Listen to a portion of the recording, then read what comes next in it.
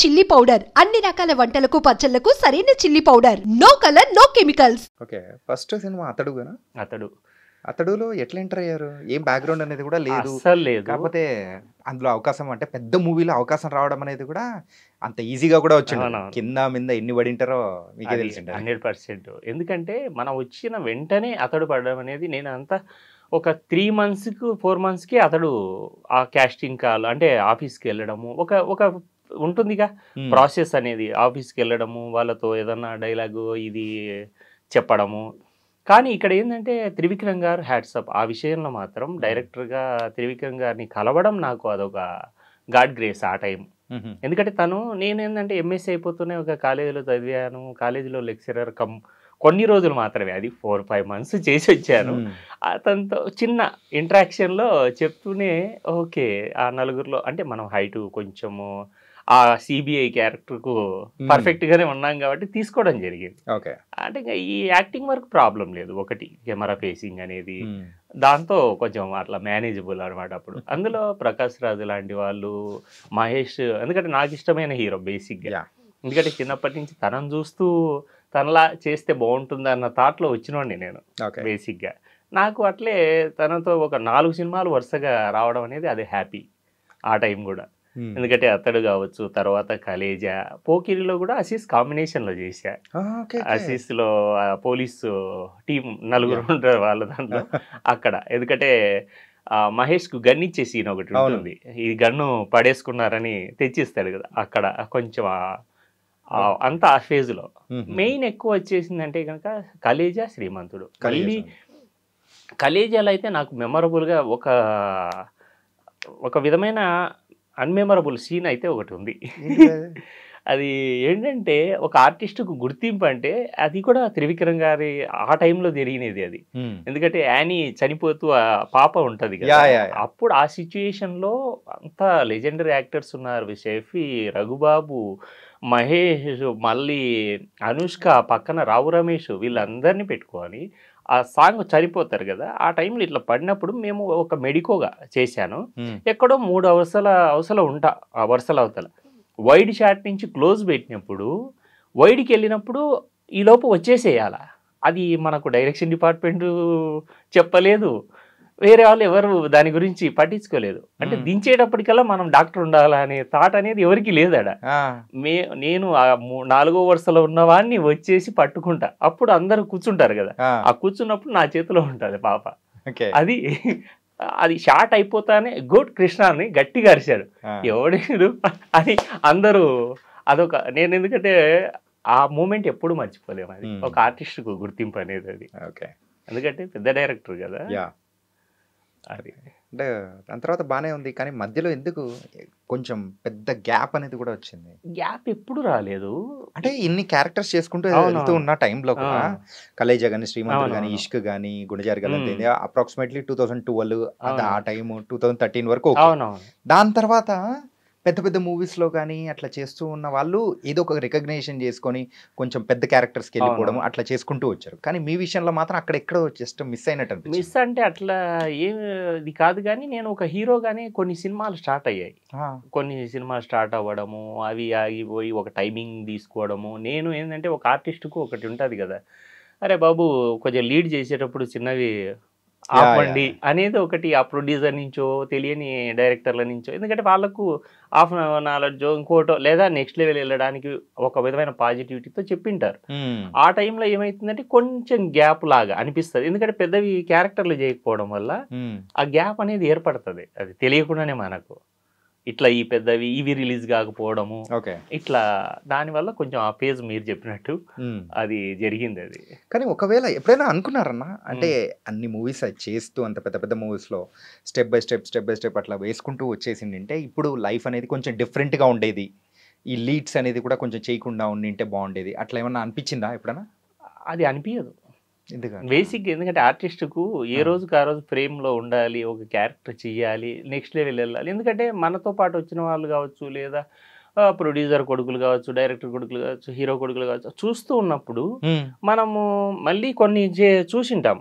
ఈ క్యారెక్టర్ చేయడం వల్ల మళ్ళీ డౌన్ అయ్యాడా, హీరోగా సెట్ అయ్యాడా. ఎందుకంటే ఇండస్ట్రీలో కొన్ని కొన్ని నమ్ముతారు. మన ఇండస్ట్రీలో ఎక్కువ ఉంటాయి, మిగతా ఇండస్ట్రీలో టాలీవుడ్, బాలీవుడ్, హాలీవుడ్ దీనిలో తక్కువ ఉంటాయి. కానీ ఎందుకంటే క్యారెక్టర్స్ చేస్తే మళ్ళీ హీరోగా చేయొచ్చు, హీరోగా చేస్తే ఇంకోటి చేయొచ్చు అని. దీంట్లో ఏంటంటే టాలీవుడ్లో నువ్వు ఈరోజు తాగుబోతు క్యారెక్టర్ చేసావు, నీకు తాగుబోతే ఇస్తారు, ఎవరో ఒక్కరు వస్తారు మళ్ళీ నీలో ఉన్న డైమెన్షన్ తీసేయడానికి. అలాంటివి మనకు ఎన్నో ఎగ్జాంపుల్స్ ఉన్నాయి. మనకు టాలీవుడ్లో అదొక్కటి కొంచెం ఉంది. ఎవరో కొత్త డైరెక్టర్ మాత్రం, ఎవరో ఒక 10 మందిలో ఇద్దరు నీలో ఉన్న న్యూను తీస్తారు. అప్పుడు మళ్ళీ నీలో ఒక అదే మనకు తెలుసు రఘుబాబు లాంటి వాళ్ళు మంచి సీరియస్గా ఆది లాంటి దాంట్లో చేసేటప్పుడు మన వంశీ లాంటి వాళ్ళు కామెడీగా చేశారు. ఆ డైమెన్షన్ ఎవరో ఎప్పుడో బ్రేక్ అవుతుంది. లేదనుకో అదే కొట్టుకుంటే ఇప్పుడు తాగుబోతు రమేష్ తాగుబోతే చేస్తాడు, ఆ పేరు పడిపోద్ది. అది దానికోసం ఆ భయం ఉంటుంది. రీసెంట్గా వేరే ఆర్టిస్టులను కూడా మనం ఇంటర్వ్యూ చేసేటప్పుడు వాళ్ళని అడిగాను అనమాట.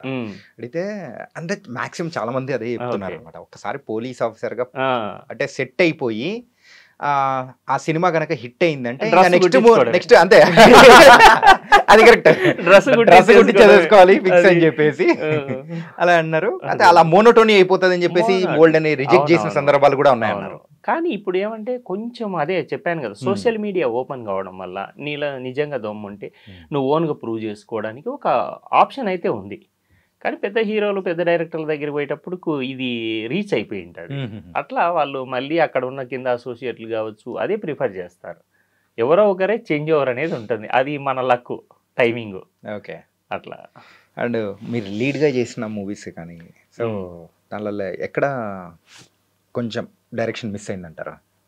డైరెక్షన్ అని కాదు, చాలా మంది ఏమవుతుందంటే ప్రొడ్యూసర్లను ఏదో అనుకొని వస్తారు. కొంతమంది ఎవరో కెమెరా అసిస్టెంట్ ఉండొచ్చు, ఇంకొకరు ఉండొచ్చు. మనల్ని హీరోగా తీసుకున్నప్పుడు కొన్ని విషయాలు ఏంటంటే నాకున్న ఎక్స్పీరియన్స్తో నేనే ముందుకు పోయి ఆ డైరెక్షన్ డిపార్ట్మెంట్లో కావచ్చు, లొకేషన్లు కావచ్చు, ఇవన్నీ ఎందుకంటే డబ్బున్న వాళ్ళేమో వాళ్ళు పెట్టుకొని చేస్తారు. కానీ మాలాంటి వాళ్ళకి ఏంటంటే రికగ్నైజ్ ఒక హీరోగా మనల్ని తీసుకున్నప్పుడు మనం మీద వేసుకోవాల్సి వస్తుంది కొన్ని. ఎందుకంటే ఇవే ఎక్స్పీరియన్స్. ఇప్పుడు అందరిలో నేను ప్రేమించాను లాంటివి, ఇంకొక కొన్ని 2 అన్నీ చేసి పెట్టిన తర్వాత కూడా వాళ్ళకున్న మైండ్ సెట్ వల్ల రిలీజ్ కావు.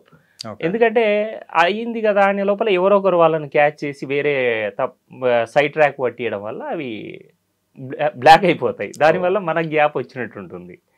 అట్లా.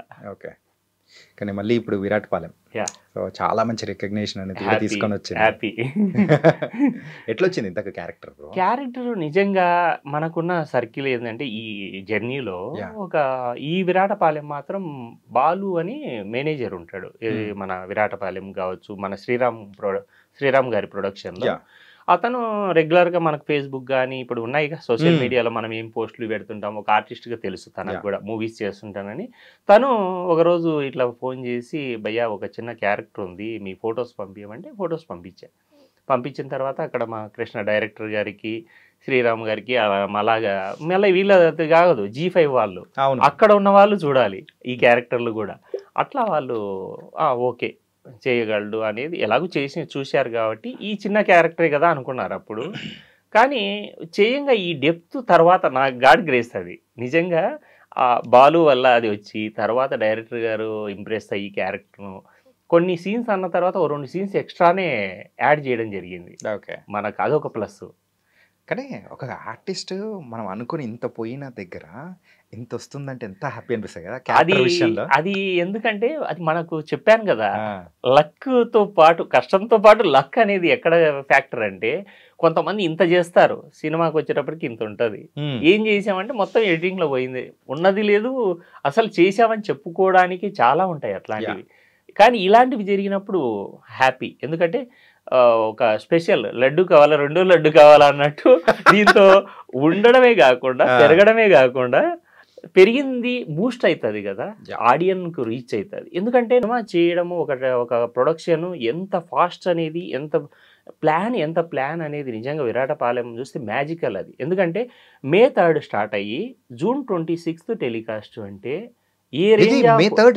May 3 పూజ జరిగి షూటింగ్ స్టార్ట్ అయ్యి June 26 టెలికాస్ట్ అంటే హ్యాట్స్ ఆఫ్ వాళ్ళ టీముకు, వాళ్ళ ఎఫర్ట్కు, వాళ్ళకున్న ఎక్కడ మళ్ళీ టెక్నికల్గా అసలు తక్కువ, ప్రొడక్షన్ వైపు తక్కువ, రోజు మా క్యారీవ్యాన్స్ ప్రొడక్షన్, ఫుడ్, ఎక్కడ లొకేషన్, ఏది ఆర్ఎఫ్సి అంటే ఆర్ఎఫ్సిలో ఒక 4 రోజులు, మళ్ళీ వేరే వేరే వేరే డిఫరెంట్ లొకేషన్స్, ఎక్కడ ఒకే లొకేషన్లో చుట్టింది కాదు ఇది.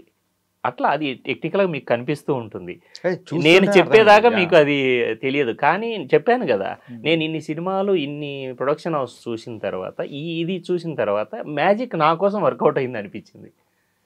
That is the great thing. కానీ ఇది మాత్రం అసలు అర్థం కాలేదు. ఏంటంటే day and night shoot locations usual గా షూట్ డేట్స్ అనేది కూడా ఒకసారి అబ్జర్వ్ చేసుకుంటే 35 days 34 days అని చెప్పేసి మనం చెప్తూ ఉంటారు. కానీ ఏంటంటే ఈ 40 days లోనే మొత్తం చేసి రిలీజ్ చేయడం అనేది కూడా it was a great thing. అంతే కదా. ఇప్పుడు జూన్ చెప్పాను కదా, May 3rd to June 26th telecast అంటే వాళ్ళు ఏ రేంజ్లో రాత్రి పగలు కష్టపడిండాలా, ఎంత ప్రొడక్షన్ దాని మీద వాళ్ళకి అదొక గ్రిప్ ఉండాలి, అందులో విజన్ కూడా. దాంతో G5 వాళ్ళకు ఒక ఫోర్సబుల్ ఈ టయానికి మాకు అందియాలనుకున్నప్పుడు పరిగెత్తి మ్యూజిక్, ఎందుకంటే 24 క్రాఫ్ట్స్ మేనేజ్ చేయడం, ఎవరు ఏ టైంలో ఎక్కడ ఉంటారో తెలియదు. నాకైతే ఆశ్చర్యం అనిపించింది ఏంటంటే, షూటింగ్ అక్కడ చేస్తున్నాను, ఇక్కడ డబ్బింగ్ చెప్పాలి భయ్య అన్నారు. ఎప్పుడు ఎడిటింగ్ చేశారు, ఎప్పుడు డబ్బింగ్? నిజంగా నా కోసము ఇన్ని రోజులు ఇంత ఆగినందుకు ఇది నా కోసం చేశారు అనిపించింది. Okay okay. ఎందుకంటే బయట అప్లాజ్ చూసిన తర్వాత ఇవన్నీ